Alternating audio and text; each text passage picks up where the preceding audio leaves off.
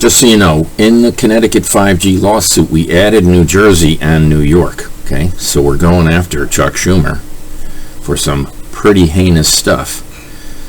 And when you look at the election fraud case, which is the other side of the coin, we may have to combine these at some point, but we've been asking Connecticut state and local officials questions. We went to Bridgeport yesterday. I went to Bridgeport, I got snubbed, I handed them a federal subpoena, and they refused it. So here we go.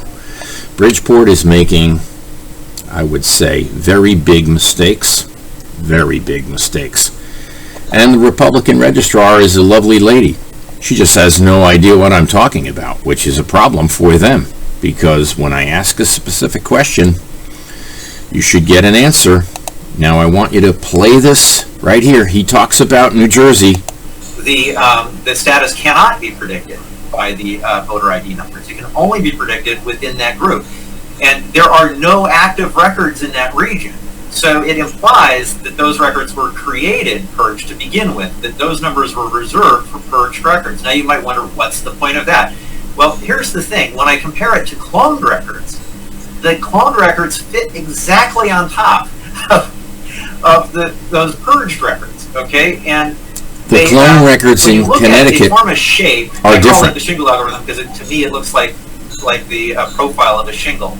But since when I use this example with people, they have a hard time visualizing this. I'll call it a swastika instead. Everybody knows what a swastika looks like, and it's the same thing basically. Because what it is, you've got a body and then you've got arms coming off of it. Okay, and those arms that come off this shape make it really, really hard to isolate, and that's why it's 99.34% and not 100% certainty.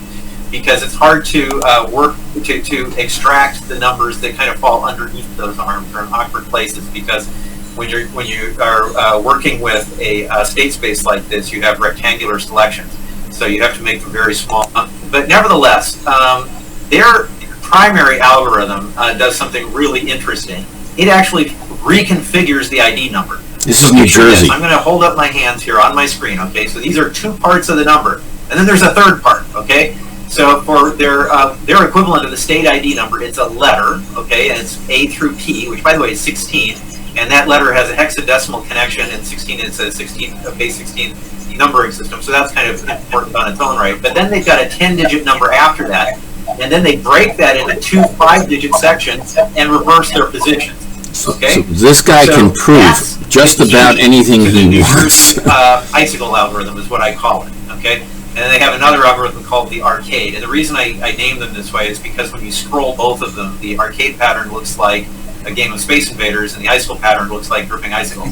But in any event, so what they've done, they have partitioned their state space, just like New York did, okay? They have set it up so that there are different algorithms operating in discrete sections of that state space, which is exactly what New York did. They have multiple versions algorithms what's going on of those two state spaces. So I'm going to describe it as in-range. I'm talking about the algorithms. Like York, and it's because they figured out all the New Jersey, New York, and no one's looked at Connecticut but ID and me. Display ID. This you can think of as the new And state I went to Bridgeport and confronted them yesterday, the and ones with the they old snuffed state the subpoena. ID So have this swapped number position business going on. Actually, all of them do. It's just when you do it in that one section where the icicle pattern is found, Zuckerbucks stuff, they make the icicle pattern, okay? And when they do it in the other section, it makes the so arcade we're pattern making instead. a video, so don't And then what they do is I'm on your stuff like a decimalize stink. numbers It's awesome. Like they did in New York. bunch of funny ones today, huh? They used a Caesar cipher because that's what shifting the numbers is, right? So yeah, I showed it as a number swap, but in fact, really, what's going on is the first five. Let's do it this way: the first five numbers are pushing the others off, so that forces them to come back around into the other position. Cool. So that is a Caesar cipher. So they're using that, and then they interlace the numbers also, and they do that using the alpha characters with. I'll call you when I get a moment. With the hexadecimal connections, because what they do is, if you look at all of the numbers in a scatter plot, let's just look at my fingers as the lines where you've got, let's see, A, B, C, D, right? So then they fill the full number space going all the way up to the top for each of the ID numbers for each of the letters, right? So they go from 0 to the top.